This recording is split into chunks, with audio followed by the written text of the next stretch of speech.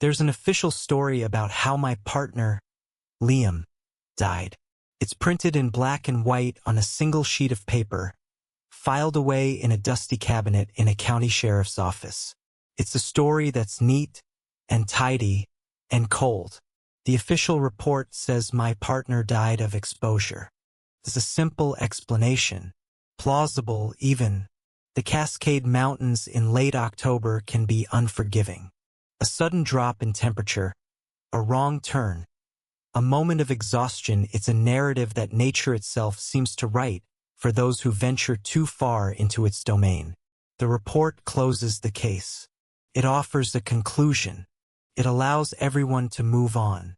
But I can't move on, because I have something that isn't in the report.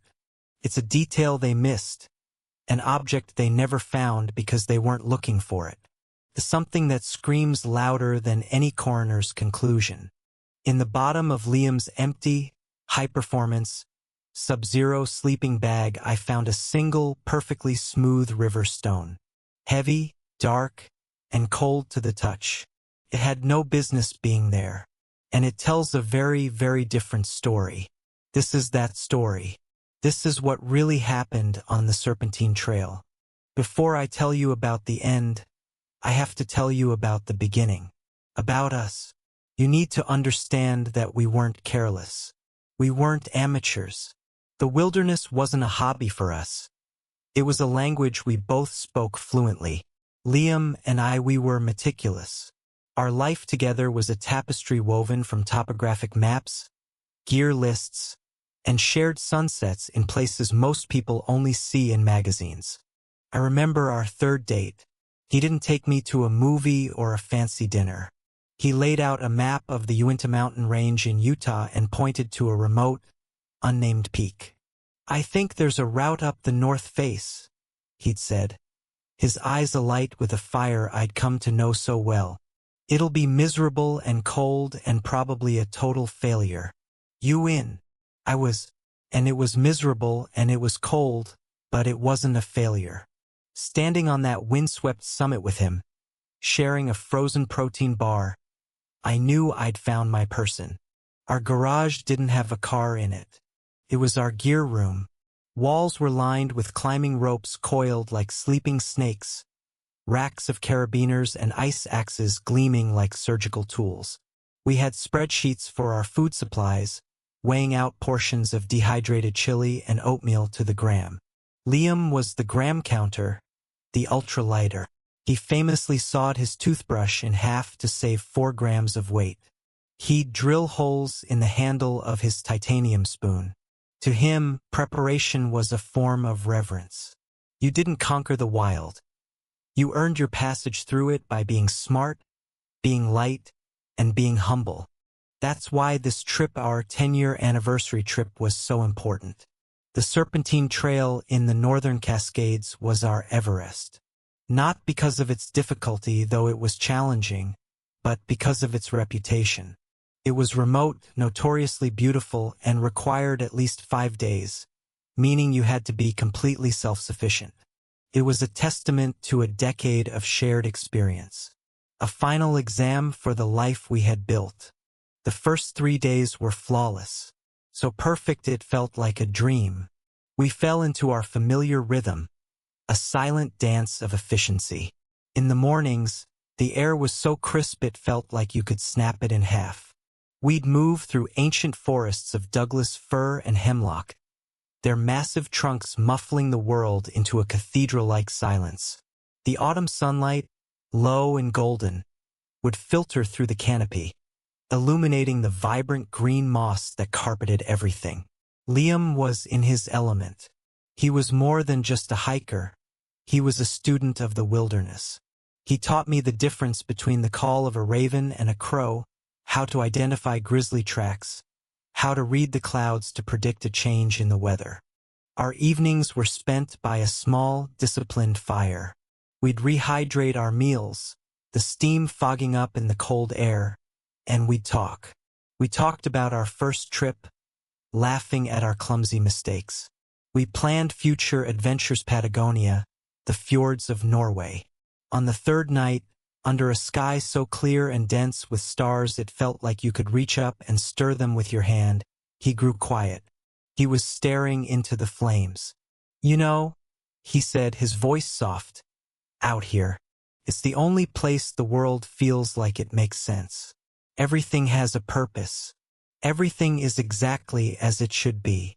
I leaned my head on his shoulder, breathing in the scent of pine and wood smoke that clung to his jacket. He was right. It did feel perfect. Too perfect. The shift happened on the morning of the fourth day.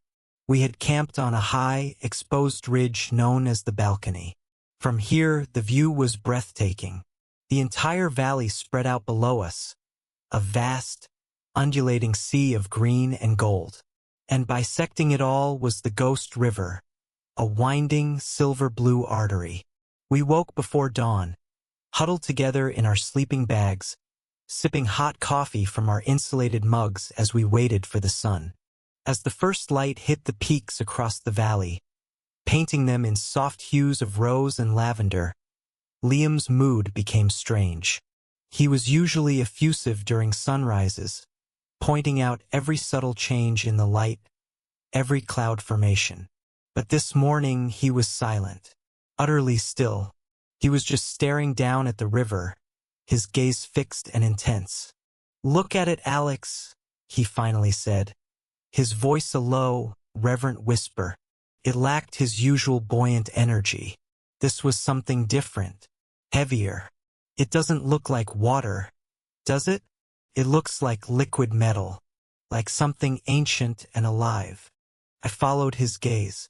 The river was beautiful, yes, but his description sent a faint, unwelcome shiver down my spine. "It's just the morning light on the silt," I said, trying to keep my voice light. "Geology, remember?" He didn't seem to hear me. "The people who named it the Ghost. They knew," he murmured, more to himself than to me. "It's not just a name. It feels hungry." Hungry. That was the word he used. I looked at him then, really looked at him. His eyes, usually crinkling at the corners with a ready smile, were wide and unblinking. He looked transfixed, captivated in a way that felt less like admiration and more like hypnosis. I felt a knot of unease tighten in my stomach, but I pushed it down. He was just being poetic. He was tired. We were on day 4 of a strenuous hike. That's all it was. Our plan for the day was to descend from the balcony and make camp on the banks of that very river. The descent was a beast. The trail switchbacked relentlessly down the steep valley wall. It was a grueling, quad-burning, knee-jarring slog that went on for hours. The sun was warm on our backs, but the air held a persistent chill, a reminder that we were deep into October and the mountain's mood could turn at any moment. By late afternoon, the fatigue was setting in for both of us. The easy rhythm of the first few days was gone, replaced by the weary plod of endurance. We were losing elevation, and the forest was changing, becoming darker, denser, the trees crowding closer together. The roar of the river was getting louder, a constant, low-frequency hum that seemed to vibrate up through the soles of my boots. And then we came to it, the fork in the trail. It wasn't a dramatic intersection. The main trail, the one on our map, curved gently to the left, continuing its long, looping descent. To the right, another path plunged almost straight down. It wasn't a trail, not really. It was more like a suggestion of a path, a game trail perhaps, overgrown with ferns and marked by loose scree. It was not on our map. I stopped to catch my breath, leaning on my trekking poles. Liam, however, walked right up to the smaller path and peered down it. "This is it," he said, a strange excitement in his voice. "This has to be faster. We could be at the river in 20 minutes. I pulled out my map, already knowing the answer. "Liam, it's not on here. That's rule number 1. We stick to the map. We stick to the trail." "Maps are just paper, Alex," he said, turning to me. And his facete wasn't the face of my partner, the meticulous planner. There was a flush on his cheeks, a feverish light in his eyes. He looked like a gambler on a winning streak. I have a good feeling about this. A really good feeling. The river, it's calling. Can't you hear it? There it was again. That unnerving language. The river was calling. The sound I'd registered as a low roar, he was hearing as a summons. I hear a river, I said, my voice firmer than I intended. And I see a dangerous, unmaintained trail that could lead to a cliff, a washout, or absolutely nowhere. It's a stupid risk. We're tired. That's when mistakes happen. It's not a risk, it's a shortcut, he insisted, his voice rising. Come on, a little adventure for our anniversary. Where's your spirit? Don't you trust me? That last question stung. Of course I trusted him. I trusted him with my life. But the man standing in front of me, advocating for such a reckless break from our shared principles, felt like a stranger. Against every screaming instinct in my body, against a decade of ingrained discipline, I found myself giving in. Maybe I was tired of arguing. Maybe I didn't want to ruin the last night of our anniversary trip with a fight. Or maybe, a dark part of me whispered, I was afraid of the look in his eyes if I refused. Fine, I sighed, the word tasting like defeat. Fine, Liam. But we go slow, and the second it feels sketchy, we turn back. Agreed. He beamed, the feverish intensity momentarily replaced by his familiar, charming smile. Agreed. You won't regret this. That was the last time he smiled at me. That was the first and most critical mistake. The path was a nightmare. It was steeper than it looked, and the ground was a treacherous combination of loose dirt and smooth, rolling stones that acted like ball bearings under our boots. We slipped and slid, grabbing onto tree roots and thorny bushes to keep our balance. The sun, which had been our companion all day, dipped below the high ridge behind us, and the forest was instantly plunged into a deep, gloomy twilight. With the loss of light came a sudden, dramatic drop in temperature. The air bit at our exposed skin. My anxiety, which had been a low hum, was now a screaming siren in my head. This was wrong. This was dangerous. Liam, this is it, I said, my voice sharp, my breath pluming in the cold air. This is sketchy. We need to stop and make an emergency camp right here. Now, while we still have a sliver of light. He was a few yards ahead of me, pushing aside a heavy branch. He turned, and his face was a mask of pure frustration. The smile was long gone. We're almost there, Alex. I can hear it. It's right there. Why do you have to fight me on this? Fight you? I was incredulous. I'm trying to keep us safe. This is exactly how people get into trouble. You know this. What I know is that you're afraid of everything. He snapped, and his words hit me like a physical blow. It was so unfair, so unlike him. I'm going to find a spot, right by the water. I'll have the tent set up by the time you work up the nerve to follow. He didn't wait for a reply. He didn't look back. He just turned and forced his way through a thicket of shoulder-high ferns. His red jacket a fleeting splash of color before it was swallowed by the deepening gloom. The sound of his crashing through the undergrowth faded quickly, replaced by the overwhelming roar of the river. And then silence. A silence made profound by the noise of the water. He was gone. I stood there, trembling, a cocktail of fury and fear coursing through me. I was angry at his recklessness, at his cruel words. But underneath the anger was a cold, creeping dread. I told myself he was just blowing off steam. He'd go 50 yards, realize his folly, and come back, sheepish and apologetic. I sat on my pack and waited. 1 minute, 5, The last of the ambient light bled from the sky.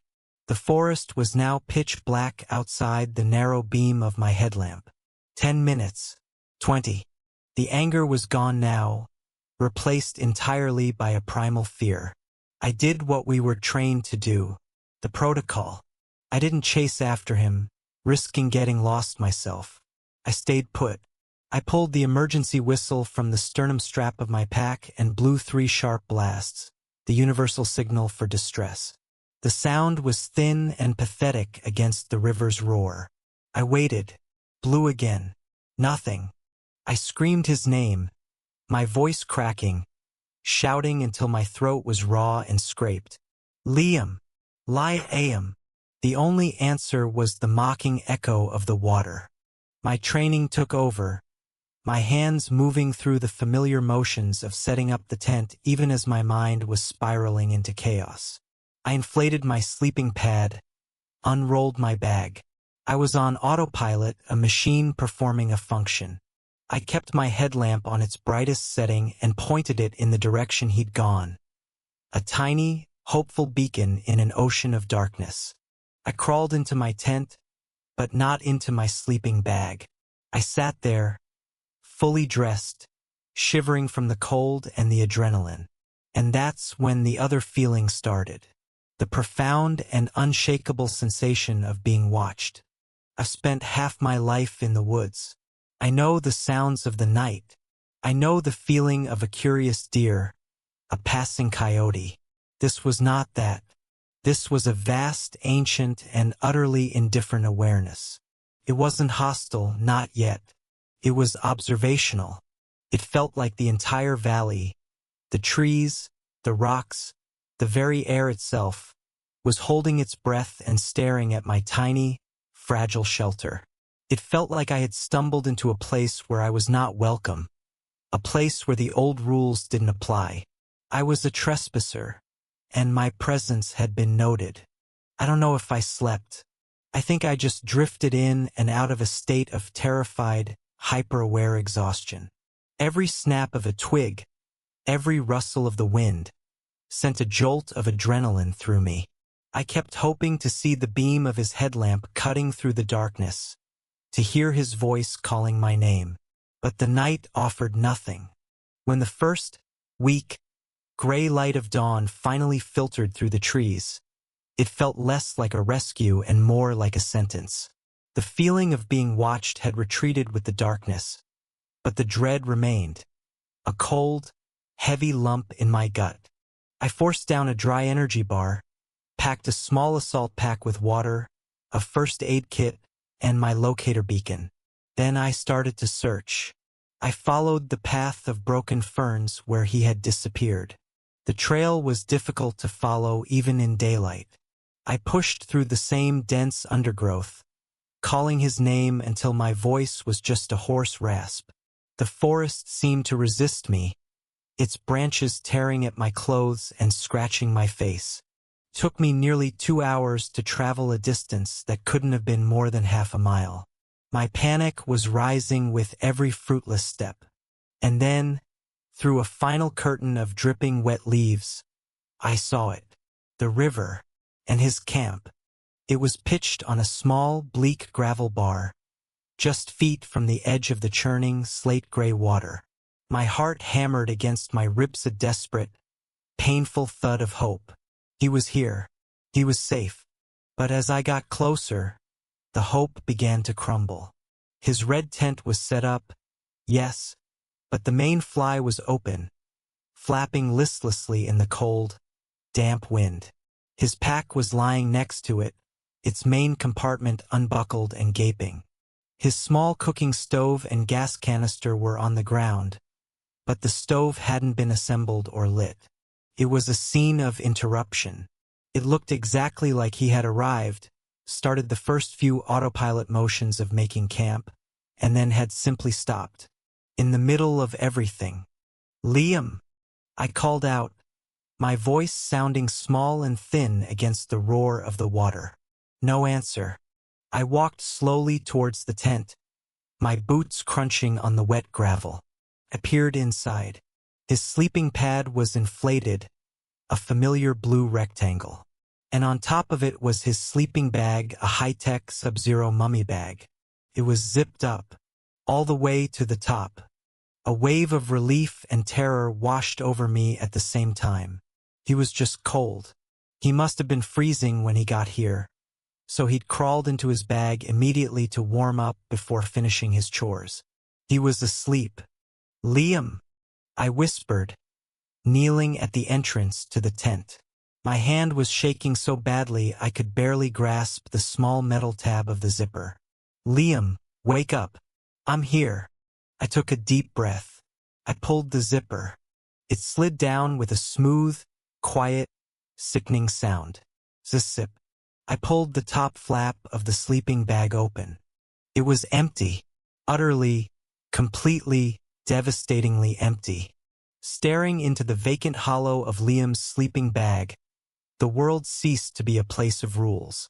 Cause and effect, logic, the simple physics of an object occupying space, it all dissolved. An empty space shouldn't be able to scream, but this one did. It was a silent, deafening void that consumed all sound, all thought, all hope. My first coherent thought was one of utter denial. He's not in the bag. My brain seized on this simple fact and tried to build a fortress around it. Okay, so he's not in the bag. He got cold, set up the bag to warm it, and then went to relieve himself in the woods. It was a plausible, desperate little story I told myself. I clung to it like a drowning man to a splinter of wood. I scrambled out of the tent, my knees protesting against the cold, wet gravel of the river bar. "Liam!" My voice was a ragged croak. I scanned the dense, dark tree line that pressed in on this small patch of open ground. Nothing moved. "Okay. Very funny. Joke's over," I shouted, trying to inject a note of annoyance into my voice. A pathetic attempt to pretend this was all some elaborate, cruel prank. The river's roar was my only reply, a constant, indifferent shush that seemed to mock my rising panic. I started to move, my actions frantic and nonsensical. I circled the tent. I looked behind the two large boulders that marked the edge of the gravel bar. I shone my headlamp into the dark, churning water, sweeping the beam back and forth, my heart seizing every time the light caught on a piece of drifting foam or a submerged branch. The water was the color of slate, opaque and impossibly fast. The thought of him falling in was a physical pain, a sharp, cold spike driven into my chest. But no, that didn't fit. Why would the sleeping bag be zipped? I returned to the tent, a moth drawn to a flame. I ran my hand over the sleeping bag, as if my touch could somehow conjure him back inside. The down was still lofted, full of air, full of nothing.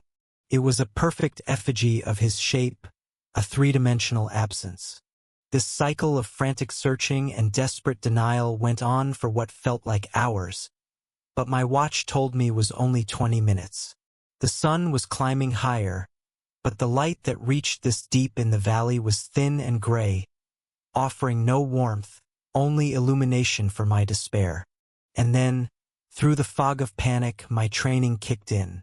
A different voice, a calmer voice, the voice of Liam. Actually, from years of drilling, safety protocols cut through the noise. If one of us is lost, the other stays put.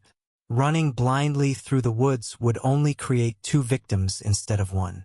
Fighting every instinct that screamed at me to run, to search, to do something, I forced myself to stop. I sat down hard on a damp log. My body was trembling uncontrollably, my teeth chattering from a cold that was more than just the morning air. It was a cold that radiated from the inside out. I unclipped the personal locator beacon from my pack's shoulder strap.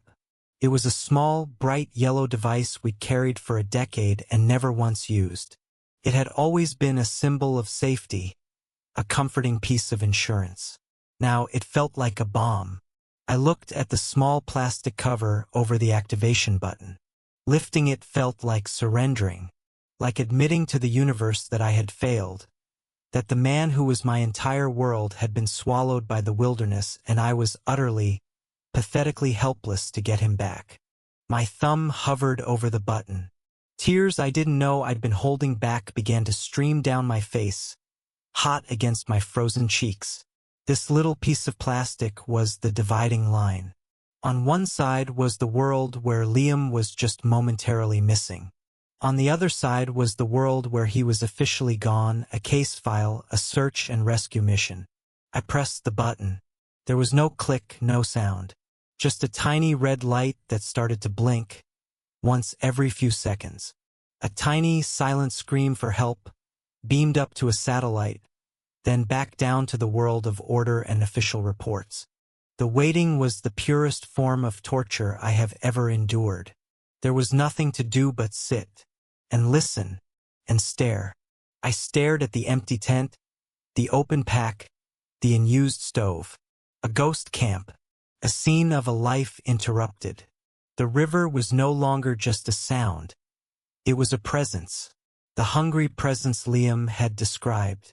The constant roar felt like a taunt, a celebration of its victory. I imagined I could hear voices in it, whispers buried beneath the thunder of the current. I squeezed my eyes shut, telling myself it was just auditory pareidolia, my exhausted mind creating patterns from chaos. But the feeling persisted. It was almost midday when I heard it. A faint, rhythmic whump whump whump that slowly grew louder, cutting through the roar of the river. A helicopter. The sound was both a profound relief and a fresh wave of horror. The cavalry was arriving, but their presence made the nightmare irrevocably real. It circled the valley twice before the crew spotted my bright orange tent. It couldn't land on the uneven river bar, but a few minutes later, 2 men in professional SAR uniforms were being lowered on a winch. They detached and the helicopter pulled away, its noise fading, leaving an even more profound silence in its wake. They approached me slowly, cautiously, as one might approach a frightened animal. The lead guy was older, his face weathered and kind, his eyes holding a deep, weary empathy. He'd seen this before, too many times. "Ma'am, my name is Mark. I'm with County Search and Rescue. You're Alex, right?" I could only nod, my throat closed tight. "Can you tell me what happened?" he asked, his voice calm and steady. And so I told him. The words came out in a broken, disjointed stream. I told him about our anniversary, the perfect first few days. I told him about the sunrise, Liam's strange mood, his fascination with the river. My voice faltered as I recounted our argument at the fork in the trail. The guilt was a physical weight, pressing down on my chest, making it hard to breathe. I told him about his reckless words and my own anger. I told him about him disappearing into the ferns. "And you found his campsite like this?" Mark asked, gesturing to the tent. "The sleeping bag was empty, but zipped?" "Yes," I whispered. "It makes no sense." Mark exchanged a look with his partner. It was a fleeting, subtle glance, but I saw it. It was a look of professional assessment, and in it, I saw the first draft of the official story being written. Couple argues. Man storms off. Man is emotional, not thinking clearly.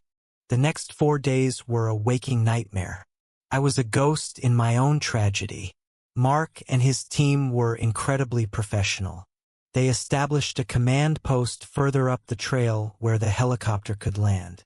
More teams arrived on foot. They brought dogs, whose hopeful, happy barks seemed obscene in the face of my grief. I was asked to stay at the camp, the last place Liam was known to have been. They brought me food I couldn't eat and coffee I couldn't taste. I watched them work, these methodical strangers, as they superimposed their world of grids and GPS coordinates onto my private hell. They interviewed me again, more formally this time. They were gentle, but the questions were sharp. Did he have any history of depression? Was he taking any medication? Did he ever talk about harming himself? No, I said, my voice rising with indignation. No, he loved his life. We loved our life. This was an accident, or something else. But not that. They just nodded and wrote in their notebooks. They searched the riverbanks. They sent a specialized swiftwater rescue team in dry suits to probe the eddies and strainers downstream. The helicopter continued its noisy, fruitless circles overhead. Each passing hour felt like a shovel of dirt being thrown on a coffin. The initial, frantic hope of finding him alive, huddled somewhere, injured but waiting, had evaporated. Now the search was for a body. It had become a recovery mission. On the fourth day, Mark came to my tent alone. He didn't have to say anything. I saw it in his posture, in the way he took off his hat and held it in his hands, in the deep-set sadness in his eyes. "Alex," he started, his voice soft. "We found him. I'm so sorry." The world didn't tilt. It just stopped. The sound of the river, the wind, my own breathing, it all faded to a dull, distant hum. I felt a strange, detached calm settle over me. The waiting was over. The worst had been confirmed. He told me the details, though they barely registered at the time. He was a mile downstream on the opposite bank. His body had been caught in a logjam in a shallow eddy. The medical examiner, who had been flown in, had done a preliminary assessment on site. There were no signs of trauma, no broken bones, no cuts or gashes consistent with a violent fall, no evidence of an animal attack. He was fully clothed. The official on-site hypothesis was immediate. He must have gone to the river's edge, perhaps to get water or just to look at it. He slipped on the slick, mossy rocks, fell in, and the powerful current did the rest. The water temperature was just a few degrees above freezing. The shock would have been instantaneous, incapacitating. Hypothermia would have claimed him in minutes. It made a sickening kind of sense. It was a clean, logical narrative. A tragic accident. The kind of story that fills out a report and allows a case to be closed. They helped me pack my gear. They carried Liam's things. I was flown out of the valley, leaving the ghost river behind. As the helicopter lifted off, I looked down one last time at the gravel bar, at the small, insignificant patch of ground where my life had shattered. The river snaked on, indifferent, its slate-gray surface glinting in the sun. The days that followed are a gray, featureless blur. There were phone calls, so many phone calls, to his parents, to my parents, to our friends. Each time I had to repeat the same sterile official story. He slipped and fell into the river. He died of hypothermia. It felt like a lie every time I said it, but I didn't know why. Friends came, bringing casseroles and condolences. They would hug me and say things like, "He died doing what he loved." And I would have to fight the urge to scream at them. What he loved was being alive. What he loved was meticulous preparation and respecting the mountains, not making a stupid, fatal mistake. A week later, a deputy from the sheriff's department called to say I could pick up Liam's belongings. They were stacked in 4 sterile, brown cardboard evidence boxes in a storage room that smelled of stale coffee and disinfectant. His pack, his tent, his cooking gear, his clothes, his life inventoried and boxed up. I couldn't bring myself to open them for days. The boxes sat in the middle of our roomy gear room, now silent, accusatory monoliths. They were tombs. Finally, one night, unable to sleep, I walked into the room, armed with a glass of whiskey and a desperate need to do something, to feel some connection to him that wasn't just the hollow echo of grief. I slit the evidence tape with a knife and opened the first box. The smell hit me first, that familiar scent of trail dust, pine needles, and him. It was a gut punch. I pulled out his tent, his stove, his water filter. Each object was a landmine of memory. The last box held only one item. His sleeping bag, stuffed into its compression sack. I pulled it out. Felt wrong. Too light. I carried it into the living room and unrolled it on the floor, the nylon making a soft, sighing sound against the hardwood. I just wanted to air it out before storing it. It was a mundane, practical task, a small island of normalcy in an ocean of grief. I ran my hand over the smooth, dark green fabric. I remembered a night on Mount Rainier, zipped into this very bag with him, watching the northern lights dance in a sky we thought we owned.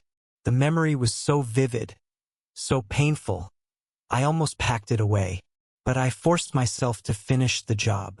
I unzipped it all the way, laying it open like a book.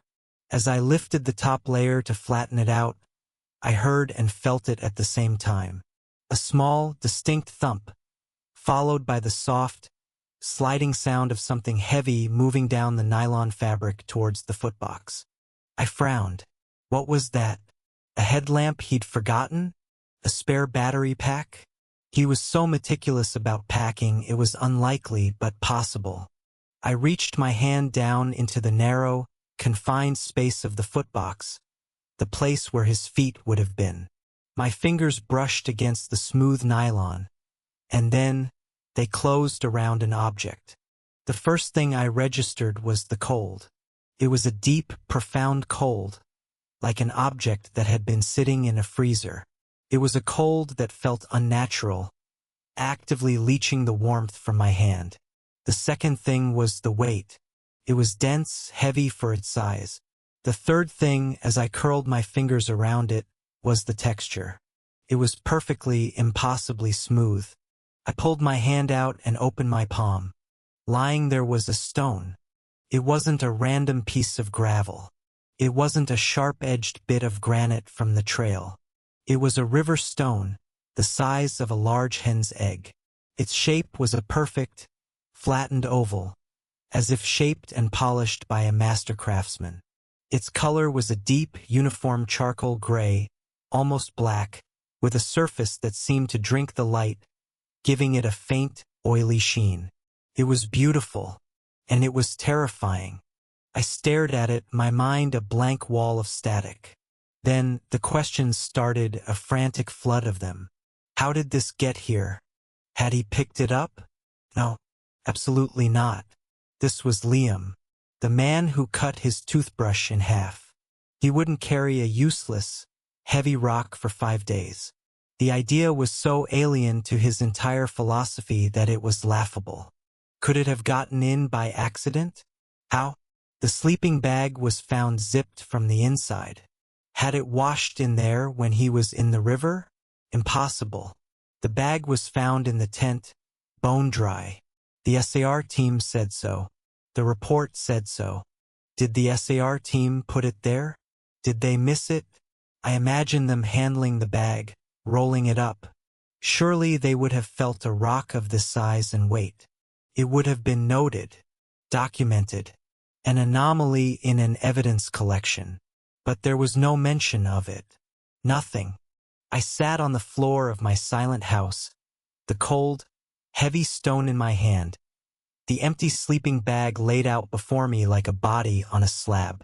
And in that moment, the official story, the neat, tidy narrative of a tragic accident, shattered into a million pieces. Hypothermia doesn't put a perfectly smooth stone in the bottom of a zipped-up sleeping bag. A clumsy fall into a river doesn't do that. That stone hadn't gotten there by chance. It had been placed there, deliberately, a new kind of cold, one that had nothing to do with the stone in my hand, washed over me. It was the cold of a truth so horrifying it existed outside the bounds of normal human experience. My grief, a vast and suffocating fog, began to condense, to curdle, transforming into something else entirely. Something hard and sharp and focused. An obsession. The official report wasn't just incomplete. It was a lie. a comfortable fiction designed to make sense of the senseless. My Liam hadn't just died. He had been taken. And this cold, smooth, impossible stone, this was the receipt. The case wasn't closed. For me, it had just begun. My world shrunk to the size of a river stone. After that night, my house was no longer a home. It was a laboratory, a command center for an investigation with only one piece of evidence. The stone sat on my desk, next to Liam's picture. It was a constant, silent presence. In the mornings, I'd watch the sunlight catch its smooth, dark surface, revealing nothing. At night, I'd sit in the dark, a glass of whiskey in my hand, and just hold it. Its impossible coldness was a grounding reality in a world that had become unmoored. Its weight was the only thing that felt real. My grief hadn't vanished.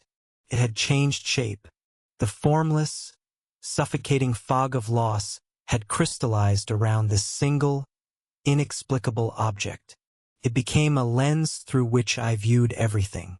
The question was no longer, why did he die? It was, how did this stone get in his sleeping bag? Answering the second question, I knew, was the only way to truly understand the first. My first forays were into the world of logic, the world Liam and I had always inhabited. I needed to methodically dismantle the official report, to prove to myself I wasn't going crazy. My internet search history from those weeks would have looked like the ramblings of a madman. I started with hypothermia, diving into medical journals and forensic pathology websites. I read everything. I learned about the stages of cold exposure, the confusion, the loss of motor skills. I discovered a phenomenon called paradoxical undressing. In the final, delirious stages of hypothermia, as the victim's temperature regulation center in the brain fails, they feel an intense, overwhelming sensation of being hot. They often strip off their clothes, which is why hikers are sometimes found deceased from exposure, yet inexplicably naked. But that didn't fit. The report was clear. Liam was found fully clothed. His expensive, multi-layered winter gear was all in place. Then I read about terminal burrowing, a final, instinctual behavior where a hypothermia victim, in a primitive state, will try to burrow into a small, enclosed space, like a snowbank or under a pile of logs. A sort of primal nesting instinct before death. Could he have crawled into his sleeping bag, zipped it up, and then what? Died so peacefully that his body just vanished, leaving a rock in its place? The idea was patently absurd. The science provided mechanisms for strange behavior, but it offered absolutely nothing to explain the stone's presence or his absence from the bag. The logic was a dead end. Next, I focused on the stone itself. My obsession needed a new target. I wrapped it carefully in a soft cloth and drove it to the geology department at the State University. I imagined a grand revelation. I hoped the geologist would look at it under a microscope and declare it to be a meteorite, or a type of rock not found within 1,000 miles of the Ghost River, some definitive proof of its otherworldliness. The geologist was a kind, white-bearded man named Dr. Albright, whose office was a delightful cavern of rock samples, dusty books, and antique maps. He handled the stone with a practiced, gentle touch, turning it over and over under the bright light of his desk lamp. He weighed it, tapped it, and peered at it through a large magnifying glass. "Well," he said finally, looking at me over the top of his spectacles, "it's a beautiful piece of basalt, very dense. Likely has a high iron content, which would explain the weight." "Basalt?" I asked, my heart sinking. "Is that unusual?" He gave a soft chuckle. "My dear, almost the entire Cascade Mountain range is built on basalt. It's volcanic rock. It's what the whole place is made of." He pointed to the stone's perfect surface. "This smoothness, this is from fluvial tumbling. It's been tossed around in a high-energy water environment like a powerful river for a very, very long time. Centuries, maybe millennia. So it's from the river, I stated, the disappointment a bitter taste in my mouth. Almost certainly, he confirmed, handing it back to me. Its coldness seemed to bite at my skin. It's a lovely specimen of a river stone. Perfect one, even. But geologically speaking, it's entirely ordinary. You could walk along the Ghost River and find a million stones just like it. A million stones just like it. His words echoed in my car on the drive home. He was trying to be reassuring, to tell me my stone wasn't some supernatural artifact.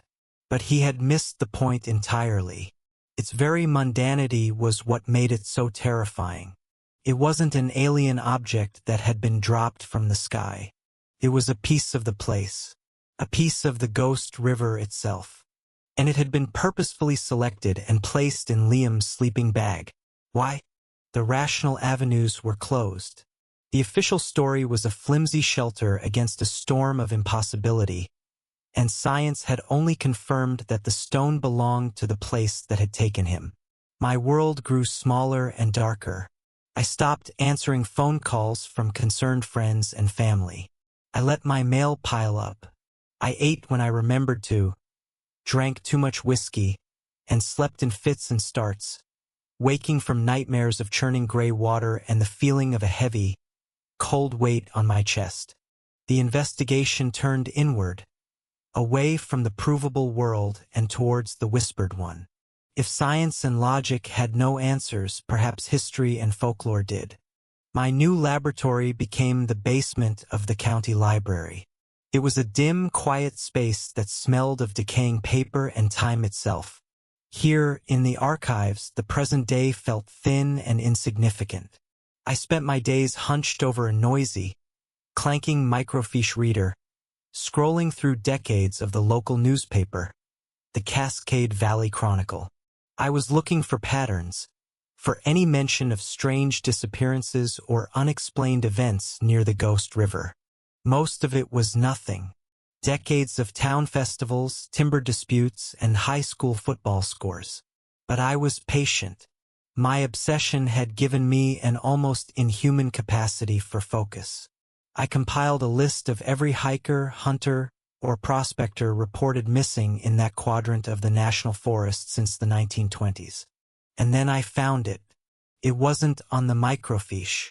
It was in a book, tucked away in a locked glass cabinet labeled Regional History and Folklore.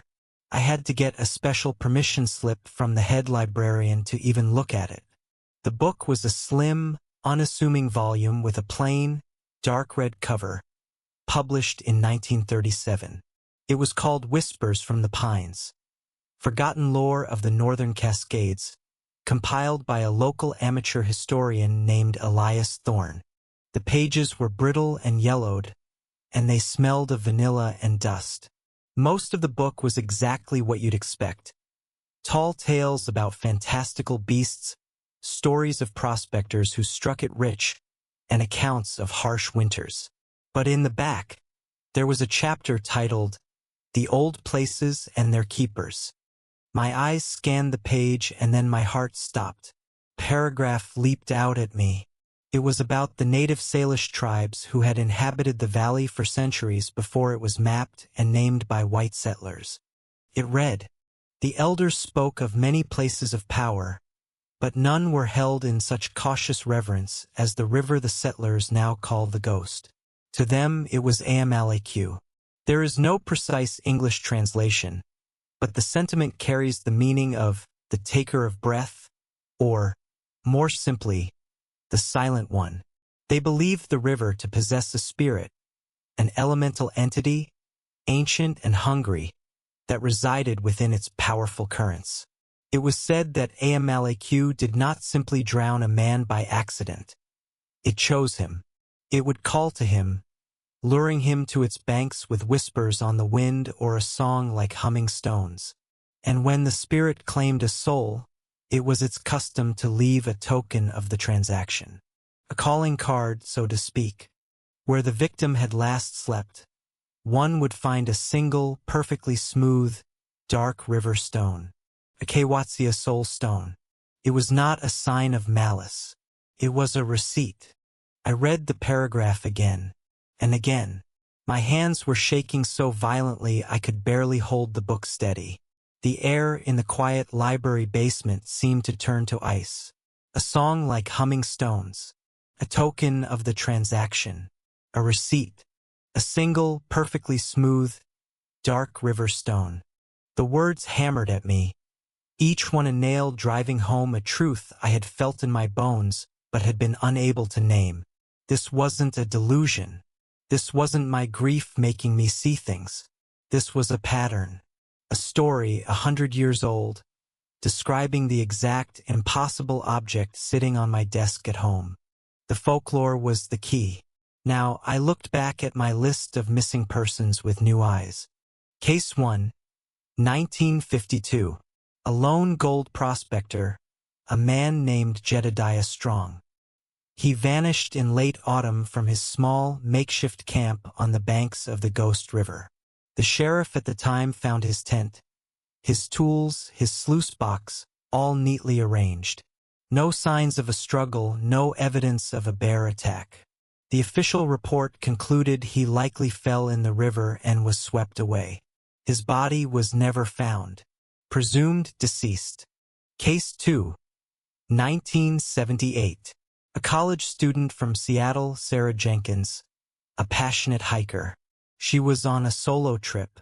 Her camp was found 2 days after she was reported overdue. Her parents told the newspaper that her tent was pitched, her pack was inside, and her journal was open to a new page, waiting for an entry that was never written. The coroner, in the absence of a body, ruled it a probable accidental death. They theorized she had wandered off and gotten lost, succumbing to the elements. Presumed deceased. Case 3, 1994. A botanist, Dr. Alan Finch, who was in the valley studying a rare species of alpine lichen that grew only on the river rocks. His research partner reported him missing when he failed to return to their prearranged meeting spot. His small, meticulously organized campsite was found right on the riverbank. No signs of foul play. The search lasted for a week. The official report, which I requested and received a copy of, mentioned the treacherous and slippery nature of the riverside rocks, and concluded with accidental death by drowning. His body was never found. Presumed deceased. 3 cases spanning 40 years. All different people, different circumstances, but all sharing the same chilling geography and the same neat, tidy, and ultimately empty conclusions. And in none of the reports, none of the newspaper articles, was there any mention of a stone. Of course there wasn't. Why would there be? If Jedediah Strong's brother had found a rock in his bedroll, what would he have thought? He'd have tossed it aside, an insignificant piece of gravel. If Sarah Jenkins' grieving parents had found a stone in her sleeping bag, they would have seen it as a random bit of debris, a strange but meaningless anomaly. They didn't have Elias Thorne's forgotten little book. They didn't have the key to decipher the message. They saw a rock. I saw a receipt. My obsession was now absolute, a cold, hard diamond of certainty in the center of my being. Liam hadn't slipped. He hadn't been careless. He had been chosen. He had heard the call, the song of humming stones, and he had answered. My friends and family, the few who were still trying to break through my wall of isolation, saw my newfound purpose and were terrified. They saw the wild, haunted look in my eyes. They heard me muttering about river spirits and soul stones. "Alex, please." My sister begged me over the phone. "You're torturing yourself. You need help. You need to let him go." Let him go? How could I let him go when a piece of him was still held hostage by that river, and a piece of that river was sitting on my desk? Acceptance wasn't an option. It was a betrayal. Liam didn't just die. He was taken. And I would not rest until I knew by what and why. The decision formed in my mind, not as a choice, but as an inevitability. There was only one place the answers could be. I began to prepare. But this was different from any trip I had ever planned with Liam. This wasn't about packing light or planning meals. This was about preparing for a confrontation. I bought a new tent, a sturdier four-season model. I bought a new, brighter headlamp. I studied the maps again, not for the trails, but for the river's topology, for the places where the valley narrowed and the current would be strongest. I wasn't planning a hike. I was planning an expedition into the heart of a legend. The last thing I packed was the stone. I zipped it into the most secure pocket of my jacket. It felt heavy, not just with its own physical weight, but with the weight of all I had discovered. It was my evidence, my connection, my bargaining chip. I didn't know what I would find at the Ghost River. I didn't know if I was going to confront a myth, a force of nature, or just my own madness. But I knew I had to go back. I had to stand on that gravel bar, hold the stone, and ask for an answer. The drive back to the Serpentine trailhead was a journey through a landscape of ghosts. The same winding mountain highway that had felt so full of promise and adventure on our way in was now a gray, desolate ribbon leading me toward a confrontation I didn't know how to win. The brilliant autumn colors that had delighted us were now grotesque. The vibrant yellow of the aspens looked jaundiced and sick. The fiery red of the maples looked like open wounds against the dark green of the pines. The mountains themselves, once a majestic sanctuary, now loomed over the road like colossal, silent predators, their granite peaks sharp and menacing against the pale sky. I parked the car in the same empty trailhead lot. Stepping out, the cold air hit me with a familiar shock, but this time it felt personal. It felt like the mountain recognizing me, its breath a cold, unwelcome greeting. I shouldered my pack. It was heavier than usual, not just with the better gear, but with the weight of my purpose, and with the cold, dense presence of the river stone zipped securely in my jacket pocket. Placing one foot in front of the other, I stepped onto the trail. The first mile was the hardest. Every twist in the path, every moss-covered boulder, every towering fir tree was a shrine to a memory of Liam. Here is where he'd stopped to point out a rare mushroom. Here is where we'd paused for water, laughing as we looked back at the climb we'd already conquered. His ghost walked beside me, so vividly I sometimes turned my head, expecting to see his smile, to hear his voice. But there was only the wind and the crunch of my boots on the gravel. This was not a hike. It was a pilgrimage through the stations of my own grief.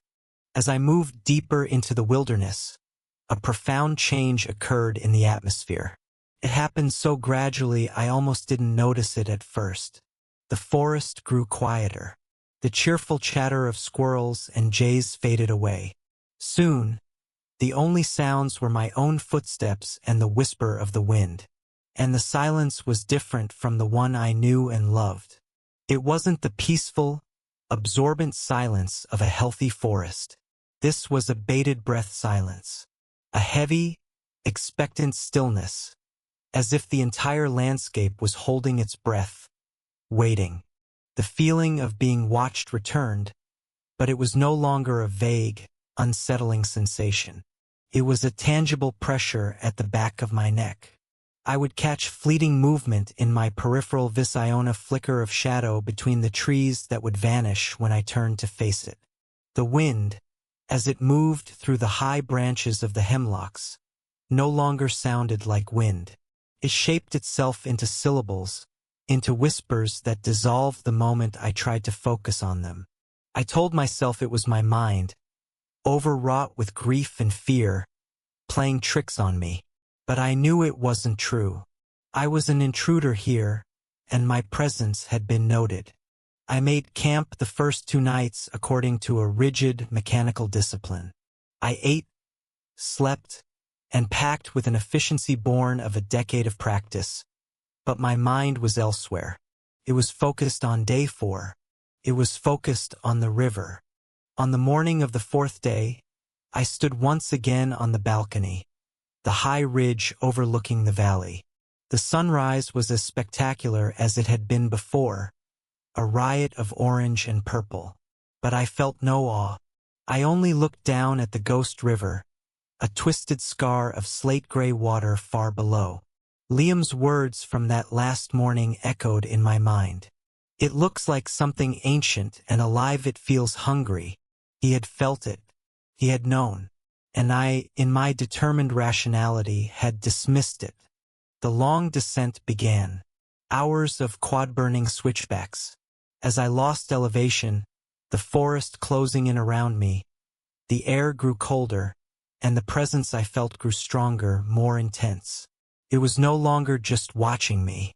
Felt like it was drawing me in. Then I arrived at the fork in the trail. The mapped, safe path and the treacherous, overgrown shortcut Liam had chosen. The place where our worlds had split apart forever. There was no hesitation. There was no internal debate. My path was now his path. I turned right and plunged into the undergrowth. The descent was a battle. I fought through the same thorny bushes, slid on the same loose scree. And as the sun dipped behind the ridge, plunging the valley into a premature twilight, I heard it. At first, it was so faint I thought it was my imagination or a trick of the wind. A low, resonant humming, like the sound of a massive electrical transformer from miles away.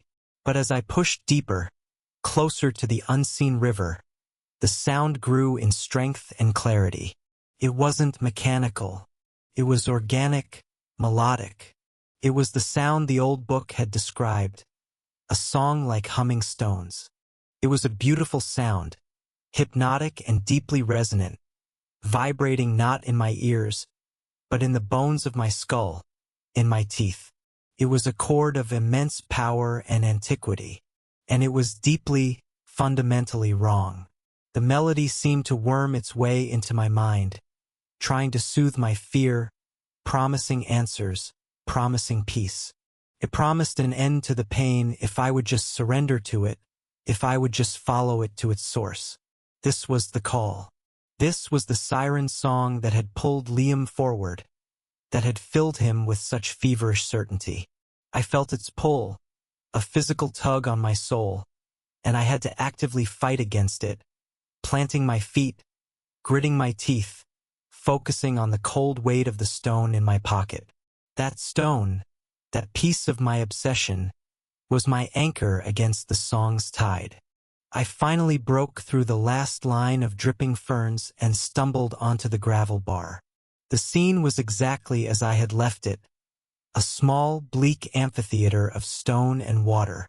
But the air was electric. It was charged with an energy that made the hairs on my arms stand on end. The humming sound was no longer directional. It was everywhere. It was rising from the water, from the rocks, from the very air I was breathing. The river itself, churning and gray, seemed to be its source. My hands trembled, but my movements were deliberate, ritualistic. I was no longer just a hiker. I was a priestess performing a rite. I unrolled my new tent and pitched it in the precise footprint where Liam's had been. I inflated my sleeping pad. I unrolled my sleeping bag, laying it out like an offering. I was recreating the scene. I was setting the stage. Then, I sat on the same damp log where the SAR team had found me, and I faced the river.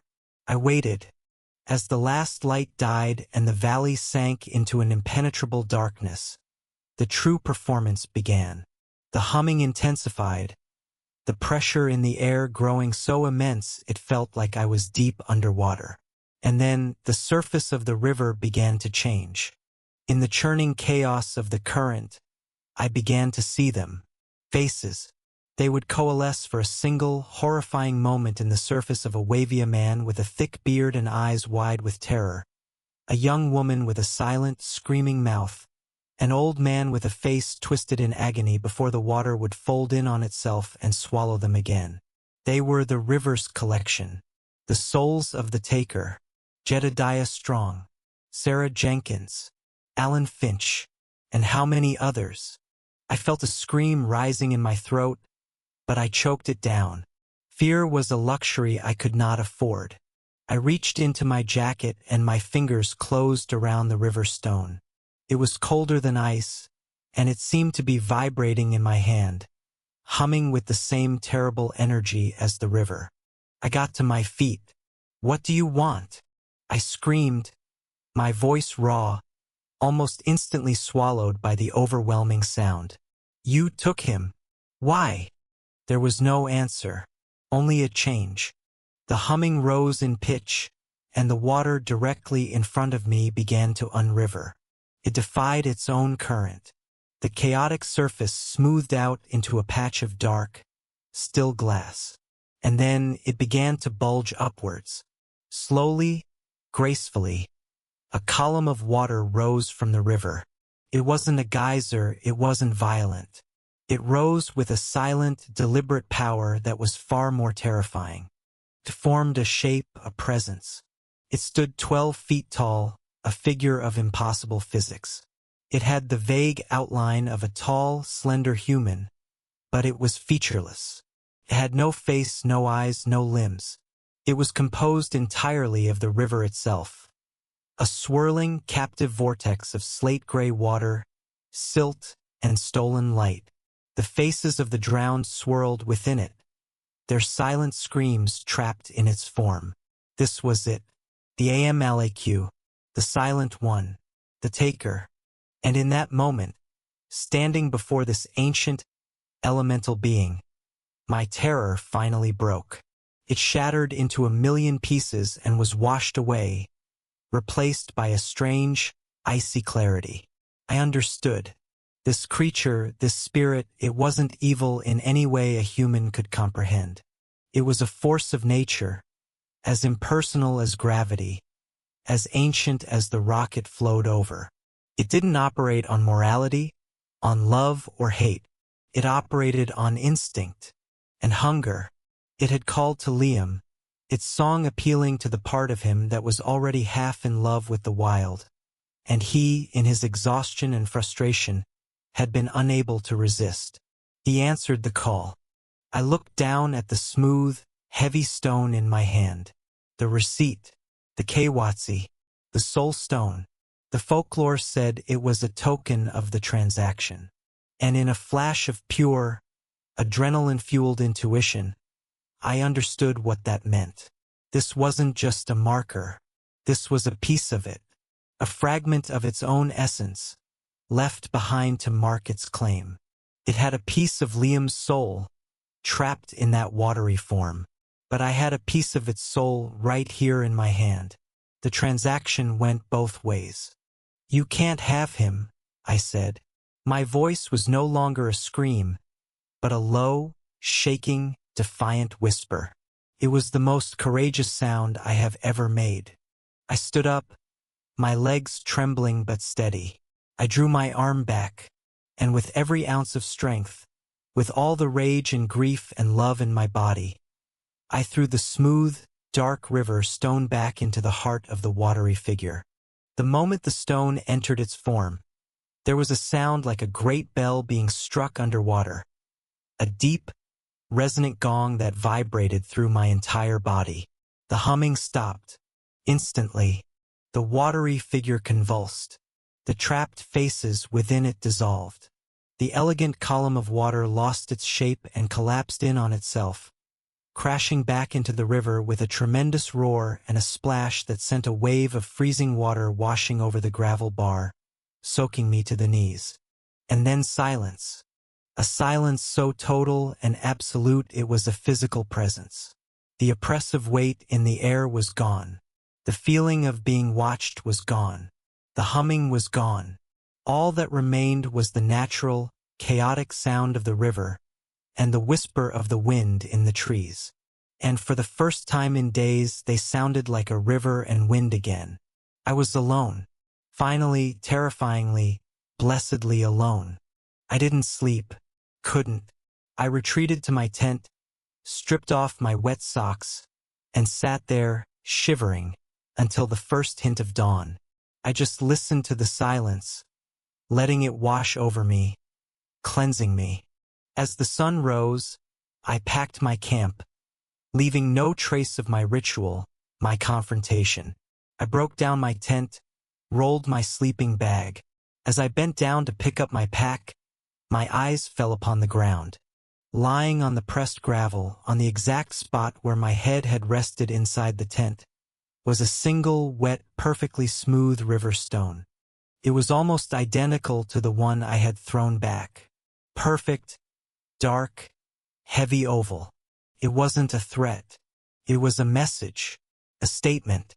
I am still here. I see you. The transaction is acknowledged. It had taken back its piece of itself, and in return it had given me what? A new marker? A warning? An invitation to trade my own soul for Liam's? I stared at it for a long time. I felt the urge to pick it up, to take this new, terrible souvenir with me. But I knew if I did, the cycle would continue. I would be bound to this place, to this creature, forever. I left it there. I shouldered my pack, turned my back on the river, and hiked out of the valley without once looking back. I turned my back on the river, on the gravel bar, and on the small, dark stone that sat there like a period at the end of a terrifying sentence. I did not allow myself a second glance. To look back would have been to acknowledge the invitation, to entertain the bargain. And I knew, with a certainty that had settled deep in my bones, that some bargains are not survivable. The hike out was a fundamentally different experience from the journey in. The forest had been transformed. The oppressive, watchful silence was gone, lifted like a heavy shroud. In its place was a simple, natural emptiness. For the first time in days, I heard the cheerful, scolding chatter of a squirrel from a high branch. A pair of Steller's jays, flashes of brilliant blue, flitted between trees, resuming their territorial disputes. The world of the living had returned to the valley. Or perhaps I had finally been permitted to re-enter it. The air itself felt different. It was still cold and crisp, but it was just air. It no longer felt thick with intent, no longer carried whispers on the wind. The sunlight, filtering through the canopy, seemed brighter, warmer, less judgmental. It was as if I had passed through a veil, a localized distortion of reality, and had emerged on the other side. But I was not the same person who had entered. You cannot pass through a fire like that without being fundamentally changed by the heat. I moved with a strange, hollowed-out calm. The adrenaline that had fueled my confrontation, the obsession that had driven my research, the grief that had been my constant companion, all of it had been burned away in that final, climactic moment at the river. I was left with a profound and unnerving emptiness. I wasn't happy. I wasn't relieved. I was simply quiet. My mind, which had been a constant storm of fear and memory and rage, was now still. I was a vessel that had been filled to overflowing and then emptied out completely. I walked for 10 straight hours, barely stopping for water or food. I followed the proper, mapped trail this time, the long, winding path I should have taken with Liam. Each step felt like a penance. With every mile that I put between myself and the ghost river, I could feel the strange, otherworldly logic of that place begin to loosen its grip on my mind, replaced by the mundane physics of exhaustion and muscle ache. It was nearly dark when I finally stumbled out of the woods and into the trailhead parking lot. And there was my car, a dusty, blue Subaru. It looked absurd, a ridiculous metal box from another world. For a moment, I just stared at it, this artifact of a life I was no longer sure was mine. The keys felt strange in my hand, the act of unlocking the door and sliding into the driver's seat profoundly alien. As I sat there in the silence of the car, I glanced in the rearview mirror. The face that looked back at me was a stranger's. It was my face, yes, but it was older, etched with a knowledge that had no place in the normal world. My eyes were the worst part. They looked like the eyes of a very old person, someone who had seen too much and could no longer be surprised by anything the world had to offer. I had to drive for nearly an hour before I got a signal on my phone. When I did, it exploded with notifications. Missed calls and frantic texts from my sister, my parents, and 2 voicemails from the park service. I knew I had to make a call to provide a story, the official story. I pulled over to the side of the gravel road and dialed the number for the ranger station. A calm, professional voice answered. "Park Ranger Station. This is Officer Davies." "Hello?" I said, my own voice sounding rusty and unused. "My name is Alex. Alex Riley. You left a message for me. I was camping in the Serpentine Trail area." There was a pause, the sound of keyboard clicking. "Ah yes, Ms. Riley. We were notified your personal locator beacon was activated several weeks ago on a prior trip.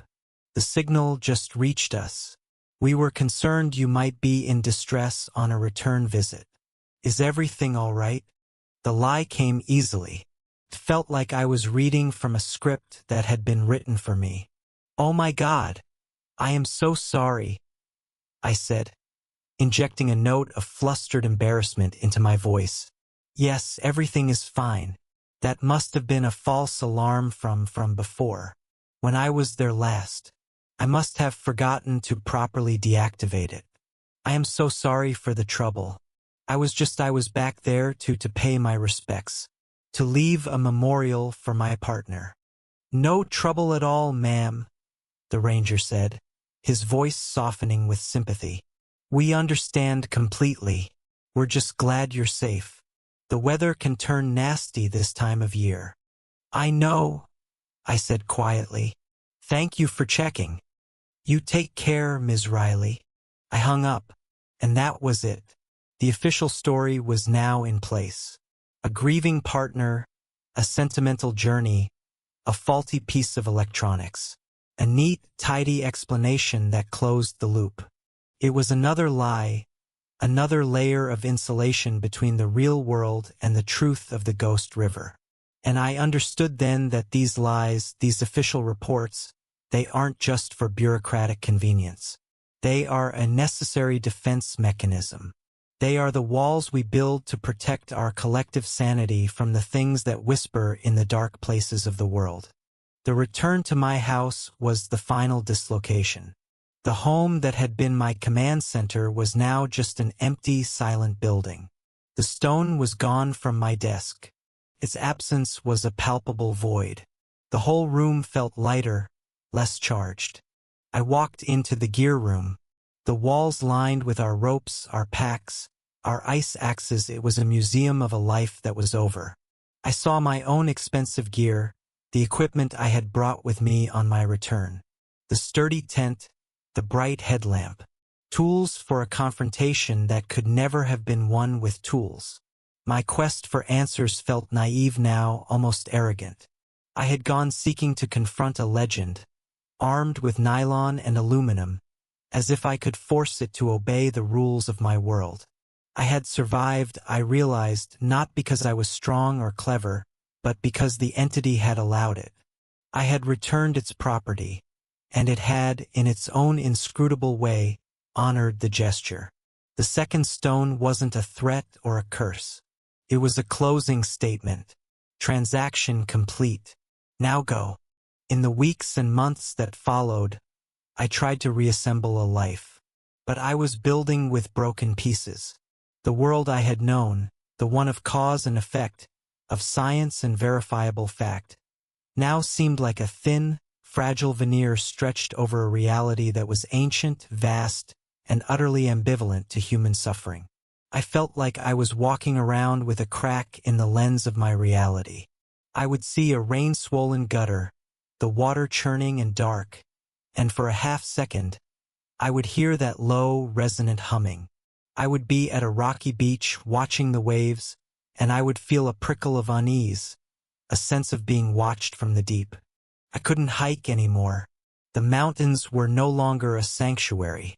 They were a reminder of what lived in their shadows.